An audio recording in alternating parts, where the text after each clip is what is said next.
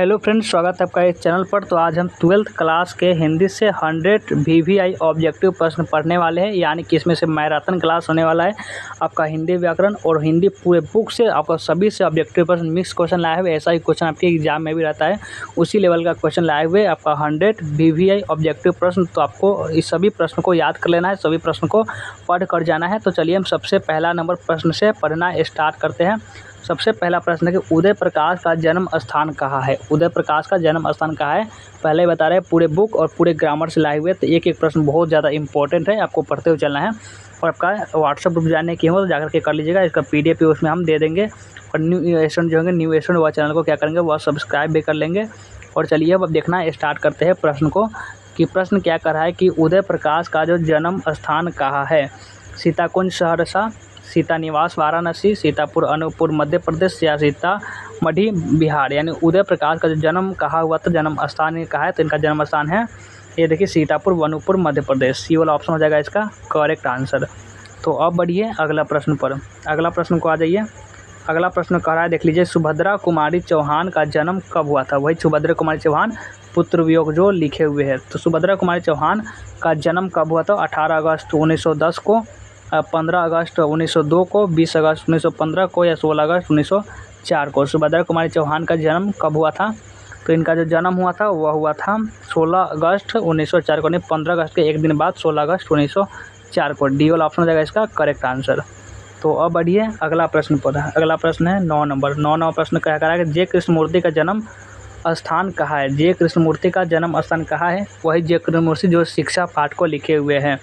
जे कृष्णमूर्ति का जन्म स्थान कहाँ है, दनपल्ली चित्तूर आंध्र प्रदेश, सदनपल्ली चित्तूर अरुणाचल प्रदेश, दयादन चित्तूर बंगाल, या मदनपल्ली चित्तूर आंध्र प्रदेश। जे कृष्णमूर्ति का जन्म स्थान कहाँ है, यही आपसे पूछा जा रहा है। तो जन्म स्थान कहाँ हो जाएगा इनका, दनपल्ली चित्तूर आंध्र प्रदेश। ये वाला ऑप्शन हो जाएगा इसका करेक्ट आंसर। तो अब बढ़िए अगला प्रश्न पर। नेक्स्ट क्वेश्चन है 10 नंबर प्रश्न की, कवि मलिक मोहम्मद जासी के पिता का क्या नाम था। कवि मलिक मोहम्मद जासी जी के जो पिता थे उनका क्या नाम था। मलिक शेख ममरेज, यानी मलिक राजे अफराजी जिनको कहा जाता था, और मलिक ममरेज शेख, या शेख मलिक ममरेज, या राजे मलिक ममरेज। तो कवि मलिक मोहम्मद जासी जो करबक पाठ को लिखे हैं, इनके पिताजी का क्या नाम था। इनके पिताजी का नाम था मलिक शेख ममरेज, यानी कि ये वाला ऑप्शन हो जाता है इसका करेक्ट आंसर। तो अब बढ़िए अगला प्रश्न को। अगला प्रश्न है उसको चलिए समझते हैं। 11वां प्रश्न है कि 11वां प्रश्न में क्या कह रहा है कि सूरदास का निवास स्थान कहाँ रहा। सूरदास जी का जो निवास स्थान था वह कहाँ, वह एक मथुरा में दिया हुआ है। में ब्रज क्षेत्र में क्रमशः मरुघाट, मथुरा एवं वृंदावन। ब्रज क्षेत्र में क्रमशः मरुघाट, वृंदावन एवं परसौली ग्राम, या वृंदावन। सूरदास का जो निवास स्थान है वो कहाँ रहते थे, तो उनका निवास स्थान था ब्रज क्षेत्र में क्रमशः मरुघाट, वृंदावन एवं परसौली ग्राम में था। तो अब आइए 12वां प्रश्न है, इसको चलिए क्या कर रहा है चलिए इसको समझते हैं। इसमें है कि खाली स्थान को भरे। खाली स्थान जो है इसमें भरना है। क्या है खाली स्थान में कि कछुक खात कछुर धरनी गिरावत दैस निकति नंद रानिया। यानी इसमें क्या भरा जाएगा, ये सूरदास का जो पद है पोएट्री में दूसरा चैप्टर वहीं से आपको लिया गया है। सुंदरता हो जाएगा, रूप हो जाएगा, छवि हो जाएगा, या शकल हो जाएगा। इसमें से क्या हो जाएगा, तो इसमें से आपका हो जाएगा कि आपका छवि हो जाएगा। यानी छवि इसलिए हो जाएगा कि कछुक खात कछुर धरनी गिरावत छवि निरकती नींद रानिया। यानी कि कछुक खाते हैं, थोड़ा सा खाते हैं, थोड़ा सा ज़मीन पर गिराते हैं, और ये देख जो उनकी नंद रानियाँ है ये बहुत ज़्यादा प्रसन्न हो रही है। यही आपसे बोला गया है इस चैप्टर में। तो अब आइए अगला प्रश्न 13 नंबर। और 13वां प्रश्न है, किस कवि की लिखी पंक्ति है।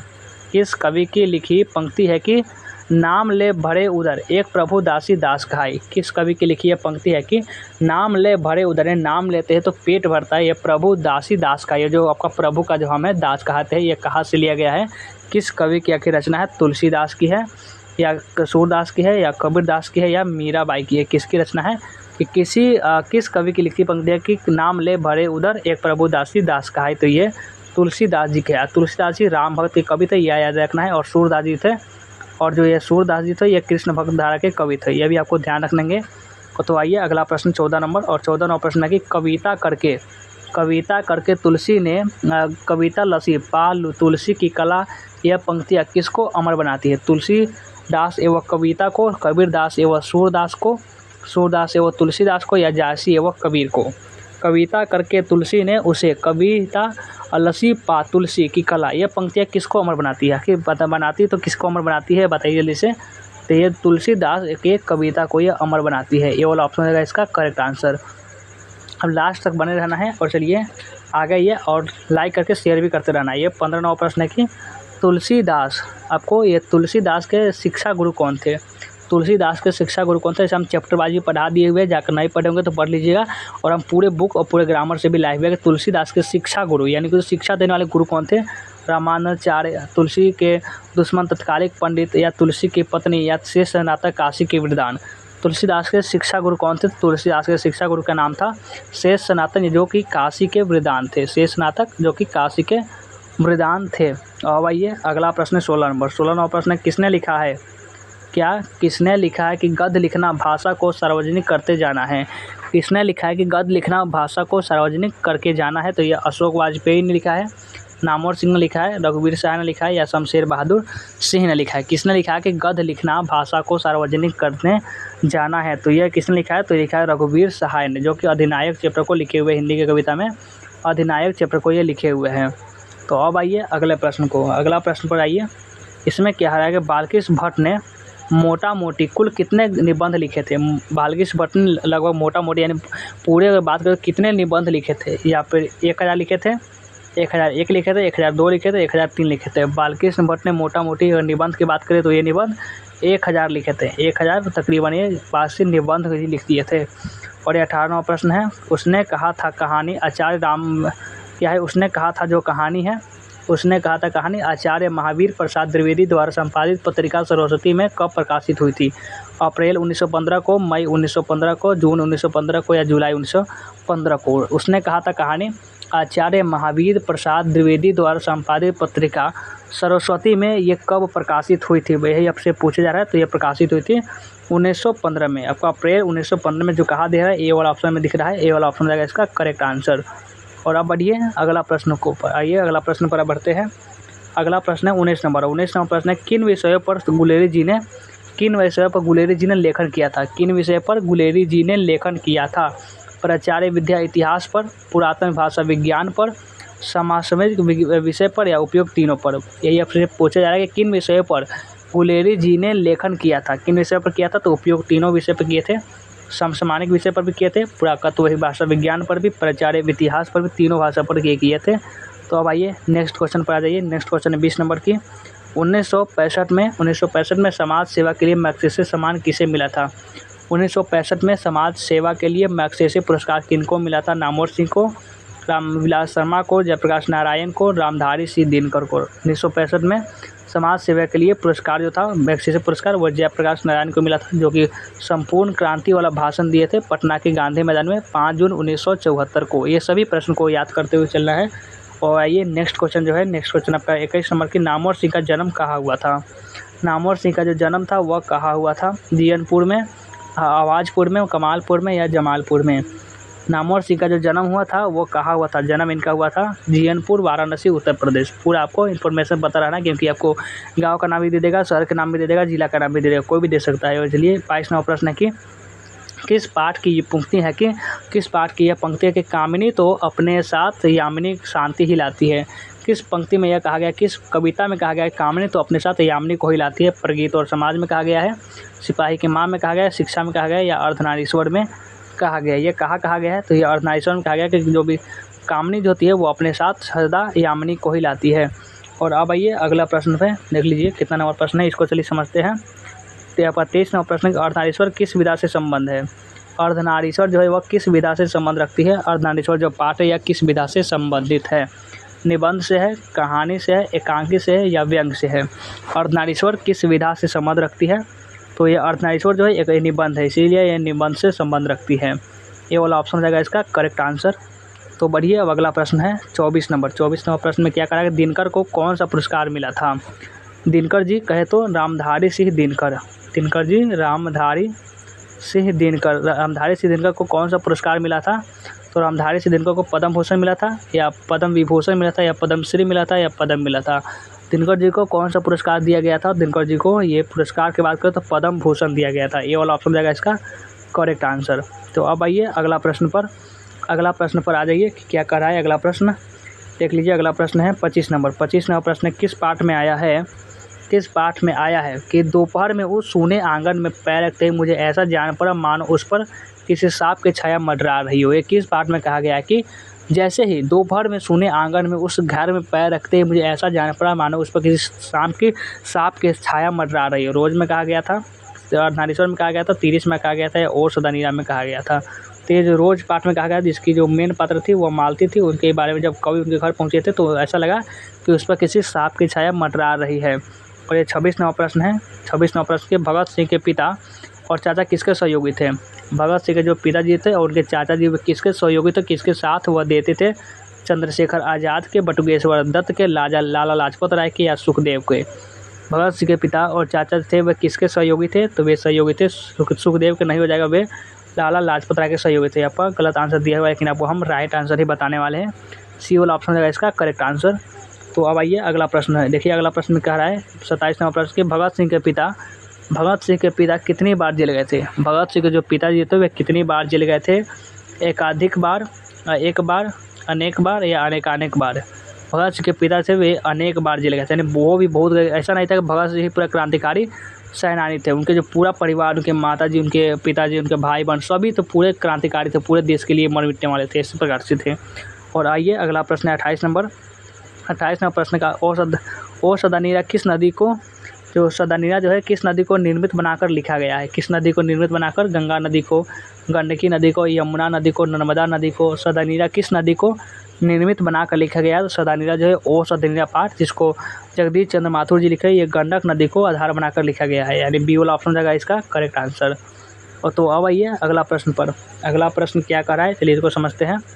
अगला प्रश्न 29 नंबर कि वसुंधरा भोगी मानो और धर्माध मानो एक ही सिक्के के दो पहलू हैं। किस पाठ में यह बात आई है कि वसुंधरा भोगी मानो और जो धर्माध मानो है, जो ना एक सिक्का होता है ना, इसी में समझिए एक पहलू यहाँ पे है, एक पहलू यहाँ पे, एक ही सिक्के के दो पहलू है। यह ओ सदनिया में आया है, अस्तव मेरा अकेलापन में आया है, संपूर्ण क्रांति में आया है और नारीश्वर में आया है। किस पाठ में आया है कि वसुंधरा भोगी मानो और धर्माध मानो एक ही सिक्के के पहलू है, तो ये ओ सदनिया पाठ में आया है, इसीलिए ये वाला ऑप्शन हो जाएगा इसका करेक्ट आंसर। और 30 नंबर प्रश्न है कि मोहन राकेश के कहानी के संग्रह का नाम लिखना है। मोहन राकेश के कहानी संग्रह कौन हो जाएगा। मोहन राकेश के कहानी संग्रह इंसान के खंडहर, नए बादल, जानवर और जानवर, एक और जिंदगी, फौलाद का आकाश, बारिश, उपयुक्त सभी। मोहन राकेश के संग्रहों का अगर नाम पूछेगा तो उपयुक्त सभी हो जाएगा, यानी फौलाद का आकाश और बारिश। यह भी मोहन राकेश जी का है। जानवर और जानवर, एक और जिंदगी, यह भी मोहन राकेश जी का ही है। इंसान के खंडहर और नए बादल, यह भी उन्हीं का है, मोहन राकेश जी का। जो सिपाही के माँ जो नाटक है, एकांगी है, उसको ये लिखे हुए हैं। तो अब आइए अगला प्रश्न है 31 नंबर प्रश्न है किसकी लिखी पंक्ति सुर कवित सुनी कौन कवि जो नहीं सिर चालन करे।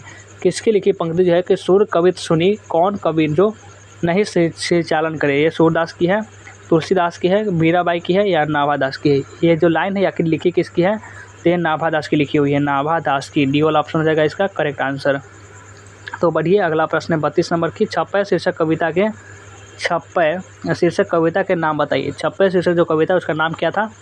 नाभादास, सूरदास, कबीरदास, तुलसीदास। छप्पय को आखिर लिखे कौन है, छप्पय को नाभादास जी लिखे हुए हैं। ए वाला ऑप्शन हो जाता है इसका करेक्ट आंसर। तो अब बढ़िए अगला प्रश्न पर बढ़ते हैं।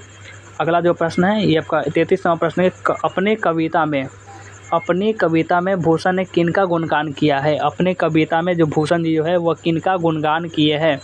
महाराणा प्रताप का, छत्रपति शिवाजी का, छत्रसाल का या उपयुक्त सभी का। तो ये किए थे, ये छत्रसाल का भी बड़ाई किए हैं, बहुत ज़्यादा इनके बारे में भी कहे। छत्रपति शिवाजी के बारे में तो पूरा प्रशंसा किया है कि जब उनकी तलवार निकलती है तो दुश्मनों का एकदम सर काट कर ही वापस आती है, इस प्रकार से। और महाराणा प्रताप का भी किए है, यानी कि इनका आपको ये सभी का हो जाएगा। डी वाला ऑप्शन हो जाएगा इसका करेक्ट आंसर। डी वाला ऑप्शन इसका हो जाएगा करेक्ट आंसर।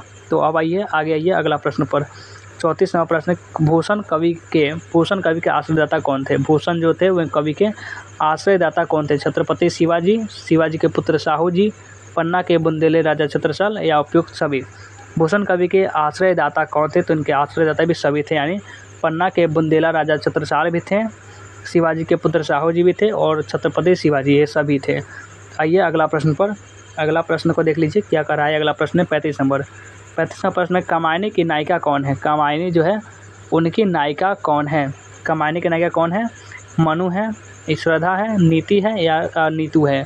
कामायनी के जो नायिका है वो है आपका श्रद्धा। कामायनी की नायिका श्रद्धा। ये भी क्वेश्चन ऐसे पूछा नहीं गया है, लेकिन ये आ सकता है क्योंकि हर साल तो कुछ नए क्वेश्चन तो बनाए ही जाते हैं। 36वां प्रश्न है कि जयशंकर प्रसाद का जन्म कब हुआ था? जयशंकर प्रसाद जी का जो जन्म था, जयशंकर प्रसाद जी का जन्म कब हुआ था? 1828 में, 1889 में, 1890 में, 1891 में। जयशंकर प्रसाद जी का जन्म कब हुआ था? तो इनका जो जन्म था, इनका जन्म हुआ था बी वाला ऑप्शन यानी 1889 में। जयशंकर प्रसाद जी का जन्म 1889 में हुआ था। तो बढ़िए अगला प्रश्न पर आइए। 37 नंबर प्रश्न है कि सुभद्रा कुमारी चौहान की कविता की केंद्रीय और प्रमुख प्रेरणा क्या थी? सुभद्रा कुमारी चौहान की कविता की केंद्रीय और प्रमुख प्रेरणा क्या थी? कल्पनिष्ठ राष्ट्रीय भावधारा, यथानिष्ठ राष्ट्रीय भावधारा, छायावादी भावधारा या प्रगतिवादी भावधारा? सुभद्रा कुमारी चौहान की कविता की केंद्रीय और प्रमुख प्रेरणा की अगर बात करें तो वह क्या थी? प्रमुख प्रेरणा थी यथानिष्ठ राष्ट्रीय भावधारा। बी वाला ऑप्शन हो जाएगा इसका करेक्ट आंसर। तो अब आइए अगला प्रश्न को आइए। 38वां प्रश्न, मुन्नी कौन थी? बहुत ही मज़ेदार सवाल है, आखिर मुन्नी कौन थी? ये थी आपका बिस्नी की बेटी। बिस्नी कौन? बिस्नी आपका सिपाही के माँ की मुख्य पात्र थी बिस्नी की बेटी मुन्नी। और मुन्नी जो था वो मानक की बहन थी और मानक किसका बेटा? तो यह बिस्नी का था। ये सब क्वेश्चन होती है जो घुमा फिरा के अगर एग्जाम में आती है। तो मुन्नी कौन थी? तो मुन्नी थी आपका, ये देख लीजिए, बिस्नी की बेटी, यानी डी वाला ऑप्शन हो जाएगा इसका करेक्ट आंसर। तो बढ़िए अब अगला प्रश्न को आइए। अगला प्रश्न पर 41 नंबर प्रश्न है, किस कविता की पंक्तियाँ है कि हर वो आदमी जो मेहनत कश लोहा है, हर वो औरत दबी सताई बोझ उठाने वाली लोहा है। यह कहा बात किया गया है कि किस कविता की यह पंक्ति है कि हर वो आदमी जो मेहनत कश है, जो बहुत मेहनत करने वाला है और लोहा है। हर वो औरत जो दबी सताई है वो बोझ उठाने वाली, वो भी एक लोहा है। ये कहाँ से लिया गया है? अधिनायक में, प्यारे नन्हे बेटे को, पुत्र वियोग या फिर कवित में? ये कहा गया? ये कहा गया प्यारे नन्हे बेटे को, जो आपका चैप्टर है उसमें ये कहा गया कि हर वो मेहनत कश आदमी जो है लोहा है, और जो दबी सताई वो सभी एक लोहा है, लोहा की तरह एकदम मजबूत। और ये देखिए 42 नंबर प्रश्न, अशोक वाजपेयी किस काल के कवि है? अशोक वाजपेयी जी जो है वह किस काल के कवि है? भक्ति काल के है, छायावाद काल के है, रीति काल के है या आधुनिक काल के है? अशोक वाजपेयी किस काल के है बताना है, जल्दी से बताइए। अशोक वाजपेयी जो है वह आधुनिक काल के हैं। और लास्ट तक बने रहना है, 100 ऑब्जेक्टिव प्रश्न पढ़कर जाना है। एक प्रश्न आपके लिए रामबाण साबित होने वाले हैं। तो अब आइए अगला प्रश्न पर। अगला प्रश्न है 43 नंबर से। 43वां प्रश्न है कि किस पाठ में आया है कि जैसे गिर गया हो गजदंतों का गवाकर कोई हाथी? यानी किस पाठ में है कि जैसे गिर गया हो गजदंतों को गवाकर कोई हाथी? अधिनायक में, हार जीत में, जन का चेहरा एक में या गाँव का घर में? किसमें आखिर यह पंक्ति आई है? तो यह पंक्ति आई है गाँव का घर, जो आपका चैप्टर है उसमें आई है। डी वाला ऑप्शन होगा इसका करेक्ट आंसर। तो बढ़िए अगला प्रश्न है 44 नंबर। 44वां प्रश्न है कि रस्सी का टुकड़ा शीर्षक कहानी के रचयिता का नाम बताइए। रस्सी के टुकड़ा शीर्षक कहानी के रचयिता का नाम बताना है। Guy de Maupassant, Anton Chekhov, Henry Lopez और जिद्दू कृष्णमूर्ति की प्रतिपूर्ति सभी आपके एग्जाम में सवाल आते हैं। जो आपका हिंदी जो पूरा पाठ खत्म होता है तो एक प्रतिपूर्ति जो होता है जिसका 3 चैप्टर होता है। एक होता है रस्सी का टुकड़ा, दूसरा होता है कलर के होंस और तीसरा शायद पेशिगी है। तो ये 3 चैप्टर जो होते हैं आपका जो बुक का जो खत्म होता है चैप्टर प्रोज सेक्शन और पोएट्री सेक्शन, तो ये स्टार्ट होता है। देखिए यहाँ से भी 5 क्वेश्चन तो हर साल पूछ ही लिए जाते हैं, इसलिए इसको भी पढ़ना चाहिए। हम पढ़ाए भी हुए हैं, आपको हमारा प्लेलिस्ट का लिंक मिल जाएगा हमारे चैनल पर। तो पूरे प्रतिपूर्ति को हम अच्छे तरीके से पढ़ाए हुए। तो रस्सी का टुकड़ा शीर्षक कहानी के रचयिता कौन हो जाएंगे? तो रस्सी का टुकड़ा आपका पहला ही चैप्टर है, तो गाय डी मोपासा हो जाएंगे इसके रचयिता। ये वाला ऑप्शन हो जाएगा इसका करेक्ट आंसर। देखिए आंसर क्या है, आंसर भी आपका बिल्कुल भी करेक्ट है। तो अब आइए अगला प्रश्न है 45 नंबर की। क्लर्क की मौत के जो है चैप्टर, इसमें क्लर्क का क्या नाम था? क्लर्क की जो मौत आपका चैप्टर है इसमें क्लर्क का क्या नाम था? फ्रैंकवा, होस्कम, ब्रोथ या इवान दमिचित्र चेकव? यही आपका नाम था, इवान दमिचित्र चेकव। क्लर्क की मौत में क्लर्क का नाम था इवान दमिचित्र चेकव। ब्रोथ का तो कोई था ही नहीं, होस्कम भी इसमें नहीं था। फ्रैंकवा तो आपका पेशिगी चैप्टर है, तीसरा प्रतिपूर्ति का उसमें भाग है पेशिगी फ्रैंकवा, जो कि इसमें जो मालकिन होती है उसकी बेटी होती है। ये आपका 46वां प्रश्न की उद्दंड का विलोम है। उद्दंड का विलोम क्या है? विनम्र, सुखाड़, कठोर या कर्कश? कोई इतना अरे उद्दंड लड़का है, उद्दंड बालक है, इस प्रकार से। तो क्या हो जाएगा? उद्दंड का जो विलोम हो जाएगा वो हो जाएगा विनम्र। कोई उद्दंड बालक है, कोई विनम्र है, कोई बहुत अच्छा है, कोई बहुत बुरा है, इसी प्रकार से। और तब आइए अगला प्रश्न पर आइए। अगला प्रश्न है ये 27 नंबर की 47वां प्रश्न कि अपमान शब्द का विलोम क्या होगा। अपमान शब्द का विलोम, अपमान क्या हो जाएगा। ये तो बहुत आसान प्रश्न है। अब बच्चा बस जवाब दे देगा कि अपमान का क्या होगा। इज्जत, बिल्कुल भी नहीं। सम्मान, हाँ ये हो जाएगा। अपमान सम्मान, और सत्कार भी नहीं होगा, आदर भी नहीं होगा। अपमान के उल्टा सम्मान हो जाएगा। देख लीजिए बी वाला ऑप्शन है, यही आपका हो जाएगा करेक्ट आंसर। देखिए आपको बहुत सारा ऐसा नहीं कि सिर्फ आपके एग्जाम में भारी भारी क्वेश्चन आता है, आसान से भी आसान क्वेश्चन भी आता है। यह अर्थ का विलोम क्या होगा। अर्थ का विलोम क्या होगा। अच्छा, आदि, उदय या इति। अर्थ का जो विलोम होगा वह क्या होता है, तो अर्थ का विलोम होगा इति होता है। अर्थ और इति, डी वाला ऑप्शन हो जाएगा इसका करेक्ट आंसर। तो बढ़िए, अब अगला प्रश्न है, देख लीजिए अगला प्रश्न है आपका 49 नंबर की। आदि, आर्द्र का विपरीतार्थक शब्द क्या होगा। कोई होता है ना, कोई बहुत ज़्यादा आर्द्र होता है, कोई शुष्क है, नीला है, कड़ा है, गाढ़ा है। तो आर्द्र का जो विलोम होगा वो होगा शुष्क। आर्द्र शुष्क, कोई आर्द्र है, कोई शुष्क है। अब आइए 50वां प्रश्न पर। देखिए 50वां प्रश्न कि पुरस्कार का विलोम शब्द क्या हो जाएगा। इसमें 3 ऑप्शन दिया हुआ है। पुरस्कार का विलोम क्या होगा। पारितोषिक हो जाएगा, कोप हो जाएगा, कृपा हो जाएगा। पुरस्कार का जो विलोम शब्द होगा वह क्या हो जाएगा, तो इसका विलोम शब्द हो जाएगा या आपका दंड हो जाएगा। पुरस्कार, कोई पुरस्कार दे रहा है, कोई आखिर इसमें से दंड दे रहा है, यानी पुरस्कार का जो विपरीतार्थ शब्द होगा वो दंड हो जाएगा। तो अब आइए अगला प्रश्न पर 51 नंबर प्रश्न है कि शिव का पर्यायवाची है। शिव का पर्यायवाची क्या हो जाएगा। शिव का पर्यायवाची शब्द क्या हो जाएगा। शिवालय हो जाएगा, रुद्र हो जाएगा, रुद्राक्ष हो जाएगा, हरि हो जाएगा। शिव का जो पर्यायवाची शब्द हो जाएगा वो क्या हो जाएगा। शिव का पर्यायवाची शब्द रुद्र हो जाएगा, रुद्र। बी वाला ऑप्शन हो जाएगा इसका करेक्ट आंसर। शिव का ही नाम है, यानी पर्यायवाची शब्द बोलते हैं जो कि एक नाम के बहुत सारे नाम हो सकते हैं, यानी कोई ऐसे भगवान होते हैं बहुत ज़्यादा नाम होते हैं, या फिर किसी और भी चीज़ का जैसे 4-5 या फिर बहुत और से भी ज़्यादा नाम होते हैं। जैसे आग को हम अनल कहते हैं, ज्वाला कहते हैं, दहन कहते हैं, ये सब आग का जैसे बहुत नाम है। उसी प्रकार से पर्यायवाची शब्द भी एक शब्द के समझ लिए दूसरा नाम होता है। मूर्ख का पर्यायवाची शब्द क्या हो जाएगा। मूर्ख का पर्यायवाची शब्द, यानी एक और ऐसा नाम बताना जो मूर्ख का ही समान होगा। मूढ़ होगा, अबोध हो जाएगा, अज्ञेय हो जाएगा, उपयुक्त सभी हो जाएगा। तो मूर्ख का पर्यायवाची शब्द इसमें से उपयुक्त सभी हो जाएंगे। अज्ञेय भी होता है, अज्ञेय भी होता है, अबोध भी होता है, मूढ़ भी होता है, ये सभी होता है।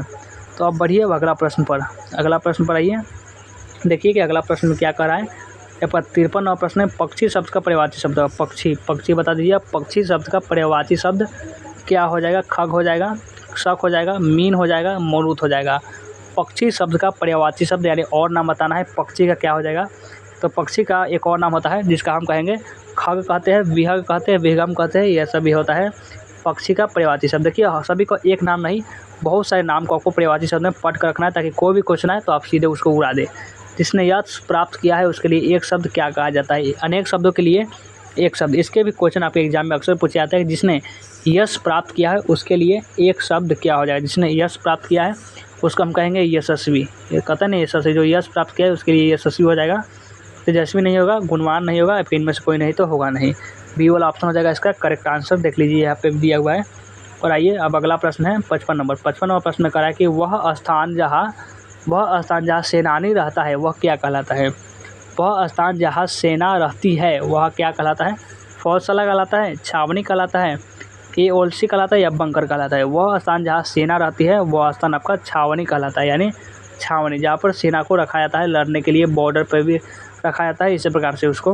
और 56वां प्रश्न है कि जिस पुरुष में की स्त्री मर गई हो, जिस पुरुष की स्त्री मर गई हो उसे क्या कहेंगे। स्त्री विहीन, पत्नीहीन, विधुर या नारी विहीन। तो इसे क्या कहेंगे, विधुर कहते हैं, विधुर। सी वाला ऑप्शन रहता है इसका करेक्ट आंसर। तो अब आइए अगला प्रश्न पर। आइए अगला प्रश्न है कि अगला प्रश्न में क्या कर रहा है। देखिए 57वां प्रश्न, जो कुछ भी नहीं जानता हो, जो कुछ भी नहीं जानता हो उसके लिए एक शब्द क्या हो जाएगा। बुद्धिहीन, अक्लहीन, मूर्ख या अज्ञ। जो कुछ भी नहीं जानता, थोड़ा भी नहीं जानता उसके लिए एक शब्द हम क्या कहेंगे उसे। जो कुछ भी नहीं जानता हूँ उसके लिए हम एक शब्द में अज्ञ कहेंगे, यानी कोई अगर बहुज्ञ कह रहा है, बहुज्ञ यानी बहुत जानता वाला, और अज्ञ यानी कुछ भी नहीं जानने वाला। डी वाला ऑप्शन रहेगा इसका करेक्ट आंसर। और अब आइए अगला प्रश्न 58 नंबर की, जिस कन्या का विवाह हो गया हो, जिस कन्या का जो है विवाह हो चुका है, शादी हो चुकी है, उसे क्या कहेंगे। आयुष्मती, लक्ष्मणिया या सौभाग्यवती या कुमारी। जिस कन्या का विवाह हो गया है उसे हम कहेंगे सौभाग्यवती। सी वाला ऑप्शन होता है इसका करेक्ट आंसर। सी वाला ऑप्शन करेक्ट आंसर हो जाएगा। और चलिए आगे आइए अगला प्रश्न पर। अब अगला प्रश्न पर आते हैं। देखिए अगला प्रश्न में क्या कह रहा है कि 59वां प्रश्न है कि आजन्म का कौन सा समास होगा। आजन्म में कौन सा समास हो जाएगा। अव्ययीभाव, तत्पुरुष, क्रमधारय या दीर्घ समास। आजन्म में कौन सा समास होगा, जल्दी से बताइए। आजन्म, इसमें कौन सा समास आपको दिख रहा है बताना है। अव्ययी भाव, देखिए आपका शुरू में जो उपसर्ग लगा होगा, आपका अगर शुरू में उपसर्ग होगा वो आपका हो जाएगा अव्ययी भाव समास। ये भी चीज़ आपको ध्यान में रखना है। और 60 प्रश्न के आजकल कौन सा समास हो जाएगा। आजकल, आजकल कौन सा समास है। तत्पुरुष, अव्ययी भाव, क्रमधारय या द्वंद्व। आजकल में कौन सा समास होगा, जल्दी से बताइए। आजकल में कौन सा समास है। तो आजकल ये आपका द्वंद्व समास हो जाएगा। द्वंद्व नहीं, आपका आजकल। देखिए एक हो जाता है आपका आज, एक हो जाएगा आपका आज, और एक हो जाएगा कल, यानी दूसरे एक दूसरे के विपरीत है। और विपरीत रहेगा तो आपका द्वंद्व हो जाएगा, यानी द्वंद्वी, द्वंद्व समास इसमें से हो जाएगा। तो अब आइए अगला प्रश्न पर। अगला प्रश्न है 61 नंबर की, आशा का विलोम है। आशा शब्द का विलोम क्या हो जाएगा। हताशा, निराशा, उम्मीद या इनमें से कोई नहीं। आशा शब्द का विलोम क्या हो जाएगा, जल्दी जल्दी बताइए कि आशा शब्द का विलोम शब्द क्या हो जाएगा। आशा एक होता है आपका, कोई आशा लगा रहा है, कोई आपका निराशा। एक आशा होता है, एक निराशा। बी वाला ऑप्शन होता है इसका करेक्ट आंसर। तो अब बढ़िए अगला प्रश्न पर देख लीजिए। अगला प्रश्न है 62 नंबर की। 62वां प्रश्न, नाक काटना।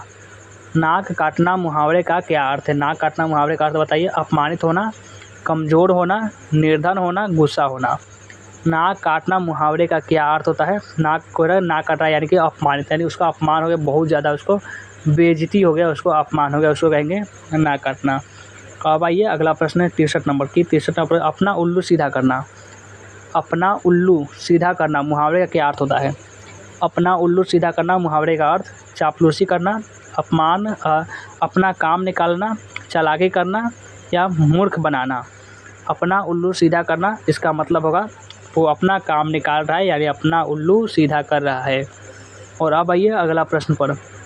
अगला प्रश्न 64 नंबर की, ईंट से ईंट बजाना मुहावरे का क्या अर्थ होता है। यानी कोई ईंट से ईंट बजाएंगे क्या होगा, विनाश होगा और कुछ नहीं। ईंट से ईंट बजाना यानी अनहोनी होना, विनाश करना, विकास करना या लड़ाई करना। और ईंट से ईंट बजा रहा है यानी कि वो क्या कर रहा है, विनाश कर रहा है। ईंट से ईंट बजाना यानी विनाश करना, यही आपका मतलब होता है। ईंट से ईंट बजाना यानी कि विनाश करना। और अब आइए अगला प्रश्न पर। अगला प्रश्न है, इसको देखिए 65वां प्रश्न की, त्राही त्राही करना मुहावरे का अर्थ क्या होता है। कि आप बहुत सारे मूवी में, बहुत सारे सीरीज में देखे होंगे कि त्राही त्राही, त्राही माँ, त्राही माँ, इस प्रकार से कहते हैं त्राही त्राही। इसका क्या अर्थ होता है। आखिर बहुत दुखी हो जाता है, रोना आता है, नाराज़ होना या क्रोध आना। क्या होता है त्राही त्राही करना, इसका मतलब होता है कि वह बहुत ज़्यादा दुखी है। बहुत ज़्यादा दुखी होने पर वह त्राही त्राही करता है, यानी ये वाला ऑप्शन हो जाएगा इसका करेक्ट आंसर। और 66वां प्रश्न है कि कार्य करने वाला के लिए एक शब्द है। कार्य करने वाला के लिए एक शब्द क्या हो जाएगा। कोई कार्य करने वाला है उसके लिए एक शब्द कार्यकर्ता, कारक, कामकर या कार्यविक हो जाएगा। कार्य करने वाला के लिए एक शब्द क्या हो जाएगा, कार्य करने वाला के एक शब्द के लिए कार्यकर्ता हो जाएगा। ये वाला ऑप्शन हो जाएगा इसका करेक्ट आंसर। कार्यकर्ता आपका एक शब्द हो जाएगा। चलिए अब नेक्स्ट क्वेश्चन पर आते हैं। नेक्स्ट क्वेश्चन जो है, दांते खट्टे करना का क्या अर्थ है। दांत खट्टे करना का क्या अर्थ है। जीत जाना, दांत सिपसिपाना, पराजित करना और इनमें से कोई नहीं। दांत खट्टे करना, इसका क्या अर्थ होता है। किसी को अगर दांत खट्टे कर दे रहे हैं तो उसका क्या हो जाएगा, इसका मतलब है पराजित करना। अगर किसी का दांत खट्टे होना है उसको पराजित हो गया, वो हार गया, पराजित हो गया। और अब आइए 68वां प्रश्न है कि कमल का पर्यायवाची है। कमल का क्या पर्यायवाची शब्द हो जाता है। पर्यायवाची शब्द और मुहावरा अनिकार्थी शब्द, यह सबसे प्रश्न हमेशा एग्जाम में अधिकांश पूछे जाते हैं। कमल का क्या पर्यायवाची शब्द है। कमल का पर्यायवाची शब्द जलादि हो जाएगा, जलज हो जाएगा, जलद हो जाएगा या वरीद हो जाएगा। कमल का जो पर्यायवाची शब्द होगा वो हो जाएगा जलज। कमल का पर्यायवाची शब्द जल हो जाएगा। बी वाला ऑप्शन हो जाएगा इसका करेक्ट आंसर। तो अब बढ़िए अगला प्रश्न पर। अगला प्रश्न है आपका, देख लीजिए कितना नंबर प्रश्न करा कि आपका 69 नंबर प्रश्न है कि अश्व का पर्यायवाची शब्द होगा। अश्व का क्या पर्यायवाची शब्द होगा। तमीज़, कृषाणु या सी में दिया नहीं है, आपका हुतासन या क्या हो जाएगा। अश्व का पर्यायवाची शब्द हो जाएगा सी वाला, जो सी तो दिया ही नहीं है। चलिए इसको प्रश्न को छोड़ते ही है। और 70 नंबर प्रश्न पर आते हैं कि सुगंध का पर्यायवाची शब्द है। सुगंध का पर्यायवाची शब्द है सुरभि, सौरभ, सुवास या उपयुक्त सभी। सुगंध का जो पर्यायवाची शब्द है वो है आपका उपयुक्त सभी, यानी सुरभि भी हो जाएगा, सौरभ भी हो जाएगा, सुवास भी, ये तीनों हो जाता है इसका पर्यायवाची शब्द। और अब आइए 71 नंबर प्रश्न है कि कमल नयन कौन सा समास है। कमल नयन यानी कमल के समान हो जिसके नयन। कमल नयन में कौन सा समास, क्रमधारय समास, अव्ययीभाव समास, द्वंद्व समास, दीर्घ समास। कमल नयन में कौन समास हो जाएगा, तो कमल नयन में आपका हो जाएगा क्रमधारय समास। कमल नयन में क्रमधारय समास है। कमल के समान हो जिसका नयन, उसको यानी क्रमधारय बोलेंगे। तो ये देखिए 72 नंबर प्रश्न के समास शब्द का अर्थ है। समास शब्द का क्या अर्थ होता है, विस्तार, वर्णन, संक्षेप या पलवन। समास शब्द का क्या अर्थ होता है बताएंगे। समास शब्द का अर्थ होता है संक्षेप। समास शब्द का अर्थ संक्षेप होता है। तो अब बढ़ते हैं अगला प्रश्न पर। अगला प्रश्न है, देखिए इसको अगला प्रश्न करा है 73वां प्रश्न के हिमालय का विग्रह होगा। हिमालय का क्या विग्रह होता है बताना है कि हिमालय का विग्रह। हिम का आलय, बर्फ़ का घर, हिम ही हिम विभिन्न आलय। हिमालय का विग्रह जल्दी बताएंगे। हिमालय का विग्रह, हिमालय का विग्रह यानी हिम का आलय हिमालय, हिम का जो आलय कहेंगे उसको हिमालय। 74वां प्रश्न है कि घर शब्द का पर्यायवाची शब्द है। घर शब्द का क्या हो जाएगा इसका पर्यायवाची शब्द, जल्दी जल्दी बताइए। घर शब्द का पर्यायवाची शब्द अंशु हो जाएगा, कर हो जाएगा, रश्मि हो जाएगा, गेह हो जाएगा। घर शब्द का जो पर्यायवाची शब्द होता है वो होता है गेह है। गेह, कुटी, आलय, आवास, ये सब आपका घर का पर्यायवाची शब्द है। तो अब बढ़िए अगला प्रश्न पर। अगला प्रश्न है, देखिए इसको, अगला प्रश्न को देखिए, इसको सॉल्व कीजिए। नीलांबर में समास है। नीलांबर में कौन सा समास हो जाएगा। नीला है अंबर यानी कपड़ा, जिसके वो बहुब्रीहि हो जाएगा, द्वंद्व हो जाएगा, दीर्घ हो जाएगा, कर्मधारय हो जाएगा। नीला अंबर में कौन सा समास होगा। नीलांबर यानी इसका हो जाएगा, यानी नीला है अंबर, इसका हो जाएगा ए वाला ऑप्शन यानी बहुब्रीहि समास। यानी कोई शब्द है जो दूसरे शब्द की ओर इशारा कर रहा है उसे हम बहुब्रीहि समास कहेंगे। जैसे होगा, जैसे लंबा है, जैसे उपधर यानी लंबोदर, ये गणेश जी के बारे में इशारा कर रहा है, इसलिए आपका ये सब बहुब्रीहि समास हो जाएगा। और 76वां प्रश्न है कि भारत का विशेषण है। भारत का विशेषण है भारतीय, भारतीय, भारत या अभारतीय। भारत का विशेषण क्या हो जाएगा। भारत का विशेषण, भारत का विशेषण हो जाएगा भारतीय, ये वाला ऑप्शन हो जाएगा इसका करेक्ट आंसर। अब आइए नेक्स्ट क्वेश्चन पर आते हैं। नेक्स्ट क्वेश्चन जो क्या कर रहा है चलिए समझते हैं। 77 नंबर 77वां प्रश्न है कि नमक शब्द का विशेषण क्या हो जाएगा। नमक शब्द का विशेषण नमकीन, नमकीला, निमकाइन या निमकी। नमक शब्द का जल्दी से बताइए इसका विशेषण। नमक शब्द का विशेषण क्या हो जाता है। इसका विशेषण नमकीन हो जाता है। नमक शब्द का विशेषण से भी क्वेश्चन आते हैं, समास से भी आते हैं, संधि से भी आते हैं। संधि अगर नहीं भी पढ़ेंगे तो भी चल जाएगा, क्योंकि आपको कुछ 100 प्रश्न रहेंगे तो 50 आपको छोड़ना भी रहेगा और 50 ही बनाना होगा। जगत का विशेषण क्या होगा। जगत का विशेषण जागना, जगदीश, जागतिक या जग। जगत का विशेषण क्या होगा। जगत का विशेषण होता है जागतिक। जगत का विशेषण जागतिक होता है, सी वाला ऑप्शन होता है इसका करेक्ट आंसर। अब बढ़िए अगला प्रश्न पर। अगला प्रश्न है और पा देखिए कितना नंबर है 79 नंबर। 79वां प्रश्न है कि संख्यावाचक विशेषण कौन है। संख्यावाचक विशेषण कौन हो जाएगा। संख्यावाचक नया हो जाएगा, सौ हो जाएगा, थोड़ा हो जाएगा या कोई हो जाएगा। संख्यावाचक विशेषण कौन हो जाएगा। संख्यावाचक विशेषण 100 हो जाता है। 100 जो होगा यहाँ पर देखिए 100 है तो यहाँ पर संख्यावाचक यानी इसमें संख्या आ रहा है। थोड़ा में तो संख्या नहीं आ रहा है, कोई में नहीं है, नया में संख्या नहीं है, 100 में ये संख्या आ रहा है। और रखा चलिए 80वां प्रश्न की आदमी जा रहा है, ये नदी शब्द है। ये इसमें नदी शब्द कौन हो जाएगा। स्त्रीलिंग, पुल्लिंग, उभयलिंग या इनमें से कोई नहीं। कौन सा शब्द हो जाएगा तो ये आपका हो जाएगा स्त्रीलिंग। क्या हो जाएगा स्त्रीलिंग हो जाएगा। अब आइए अगला प्रश्न पर। अगला प्रश्न है 81 नंबर। 81वां प्रश्न निवास शब्द का उपसर्ग हो जाएगा। निवास शब्द में कौन सा उपसर्ग है। देखिए निवास, निवास में आपसे बोलेंगे निवास तो क्या आ रहा है इसमें से। नीव नहीं आ रहा है, नीवा नहीं होगा, नीम नहीं होगा, नी आ रहा है। देखिए निवास में आपको पढ़ेंगे तो नी आपको आगे आ जाएगा, यानी डी वाला ऑप्शन रहेगा इसका करेक्ट आंसर। तो बढ़िए अगला प्रश्न पर। तो आइए 82वां प्रश्न करा कि समंशक में उपसर्ग बताना है। समंशक में उपसर्ग क्या होता है बताइए जल्दी से कि समंशक में उपसर्ग सम में हो जाएगा, सम हो जाएगा, समय हो जाएगा, इनमें से कोई नहीं। समंशक में उपसर्ग क्या होगा। समंशक में उपसर्ग आपका सम हो जाता है। समंशक में उपसर्ग सम हो जाता है, बी वाला ऑप्शन हो जाएगा इसका करेक्ट आंसर। अब बढ़िए अगला प्रश्न पर। अगला प्रश्न है कितना नंबर चलिए इसको पढ़ते हैं। अगला प्रश्न को समझते हैं। 83वां प्रश्न है कि पराकाष्ठा, पराकाष्ठा में उपसर्ग बताना है। पराकाष्ठा में कौन सा उपसर्ग हो जाएगा। पराका, परा, प्रकाश या इनमें से कोई नहीं। पराकाष्ठा में जल्दी से उपसर्ग बताना है। तो पराकाष्ठा के उपसर्ग जो होगा ये ऊपर सिंपल से बात है, इसको पढ़ना जरूरी नहीं है, प्रैक्टिस कीजिएगा सब हो जाएगा। जो आगे लगा होगा वही आपका उपसर्ग हो जाएगा। परा, देखिए परा और काष्ठा यानी पराकाष्ठा में परा आपका उपसर्ग हो गया। कितना बहुत सारे सिंपल सा क्वेश्चन है कि सूती का विच्छेदन क्या होगा। सूती का संधि विच्छेद क्या होगा। स प्लस उक्ति हो जाएगा। अभी मैं कुछ दिया नहीं, चलिए इसको छोड़ते हैं और बढ़ते हैं अगला प्रश्न पर। अगला प्रश्न है देखिए 85वां प्रश्न करा कि उन्नति में उपसर्ग बताइए। उन्नति में उपसर्ग बताना है। उन्नति में जो आगे लगा होता है उसको हम उपसर्ग कहते हैं, जो पीछे होता है उसको हम प्रत्यय कहेंगे। तो बताइए उन्नति में उपसर्ग क्या होगा। उन हो जाएगा, उन्ने हो जाएगा, उन्ना हो जाएगा, उत्ता हो जाएगा। उन्नति में उपसर्ग, तो उन्नति में उपसर्ग ये उत्तर हो जाएगा, डी वाला ऑप्शन हो जाएगा इसका करेक्ट आंसर। तो अब आइए अगला प्रश्न पर। 86 नंबर प्रश्न के बड़प्पन में कौन सा प्रत्यय है। बड़प्पन में कौन सा प्रत्यय है। अन हो जाएगा, या पन हो जाएगा, या न हो जाएगा, या अपन हो जाएगा। बड़प्पन, देखिए बड़प्पन बोलेंगे तो क्या है अपन, बड़प्पन अपन, डी वाला ऑप्शन हो जाएगा इसका करेक्ट आंसर। देखिए जो लास्ट में अगर बोलने पर लास्ट में बार बार बोलेंगे तो जो लास्ट में आएगा वही आपका क्या होता है, वही आपका प्रत्यय होता है। और शुरू में आ रहा है वह उपसर्ग है। 87वां प्रश्न है, टिकाऊ में कौन सा प्रत्यय है? टिकाऊ में कौन सा प्रत्यय है? आऊ है, ये आपका बी में तो नहीं दिया हुआ, चलिए इसको छोड़ते हैं और बढ़ते हैं 88वां प्रश्न पर। 88वां प्रश्न कि खुमखोर में प्रत्यय बताना है। घूसखोर, देखिए घूसखोर है, घूसखोर में आपको प्रत्यय बताना है। सखोर, खोर, इनमें से कोई नहीं, या फिर क्या हो जाएगा? घूसखोर में जो प्रत्यय की बात करें तो घूसखोर में प्रत्यय आपका खोर हो जाएगा, यानी घूसखोर। लास्ट में आ रहा है खोर तो इसलिए आपको प्रत्यय हो जाएगा, और उपसर्ग पूछे तो घू हो जाएगा। अब आइए अगला प्रश्न पर। 89वां प्रश्न में पठनीय में प्रत्यय बताइए।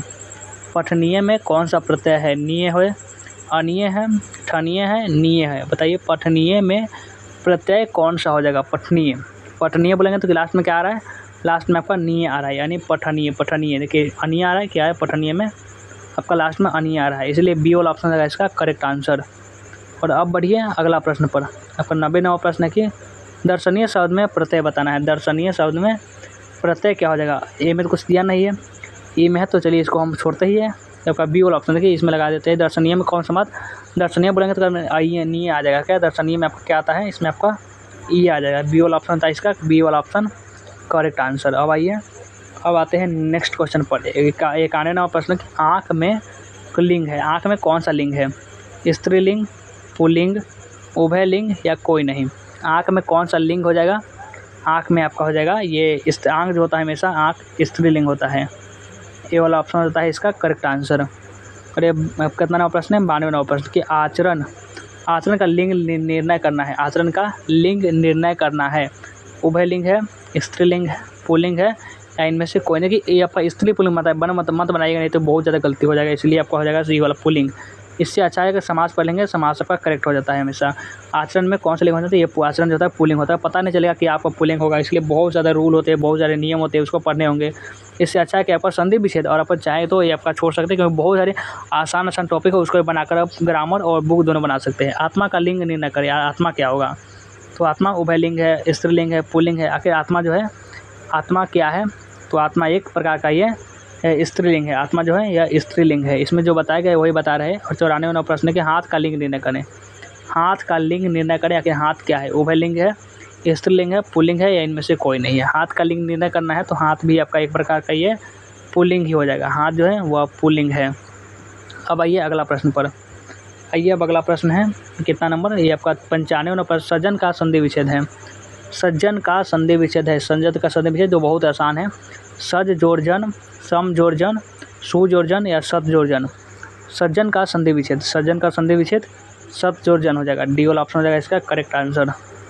अब बढ़िए अगला प्रश्न पर। 96वां प्रश्न का उच्चारण शब्द का संधि विच्छेद बताइए। उच्चारण शब्द का संधि विच्छेद। उत जोड़ चारण, उत प्लस चारण, उत्ताचारण, या उत प्लस चारण। उच्चारण का संधि विच्छेद क्या हो जाएगा? बताइए जल्दी से। उच्चारण का संधि विच्छेद उत जोड़ चारण, ये वाला ऑप्शन हो जाएगा इसका करेक्ट आंसर। अब बढ़िए अगला प्रश्न पर। अगला प्रश्न है 97वें नंबर के। उद्यम का संधि विच्छेद है। उद्यम का संधि विच्छेद है उत जोड़ गम, उत जोड़ गम, उत जोड़ अगम, या उत जोड़ आगम। उद्गम का संधि विच्छेद हो जाता है उत जोड़ गम। बी वाला ऑप्शन होता है इसका करेक्ट आंसर। और अब बढ़िए अगला प्रश्न पर। 98वां प्रश्न की संधि के कितने प्रकार है? संधि के कितने प्रकार होते हैं? ये पूछा जा सकता है। 9 प्रकार, अन्य प्रकार, ठनीय प्रकार, तीन। संधि में कितने प्रकार है? ये कुछ तो क्वेश्चन ही गड़बड़ है, चलिए इसको छोड़ते हैं और अब बढ़ते हैं 99वां प्रश्न पर। दर्शनीय शब्द में प्रत्यय बताना है।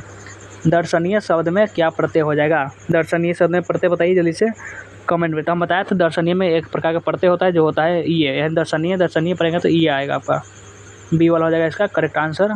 और अब बढ़िए आखिरी प्रश्न 100 नंबर है कि दुस्साहस, दुस्साहस का संधि विच्छेद क्या होगा? दुस्साहस का संधि विच्छेद दुस जोड़ साहस, दुस्सा जोड़ हस, दुस जोड़ आहस, या दुस जोड़ साहस। दुस्साहस में संधि विच्छेद आपका होता है डी वाला ऑप्शन है दुस जोड़ साहस। डी वाला ऑप्शन था इसका करेक्ट आंसर। तो हमने 100 प्रश्न बताए, इसमें से आपको कितना सही हुआ कमेंट में जरूर बताइएगा। आज का क्लास कैसा लगा कमेंट में बता देंगे। वीडियो को लाइक नहीं किया तो लाइक कर लेंगे, और जब भी नए स्टूडेंट को चैनल को सब्सक्राइब कर लेंगे, और व्हाट्सएप को ज्वाइन किया तो कर लेंगे, एक बार शेयर भी कर देंगे। चलिए वीडियो को एंड करते हैं, मिलते हैं फिर नेक्स्ट वीडियो में।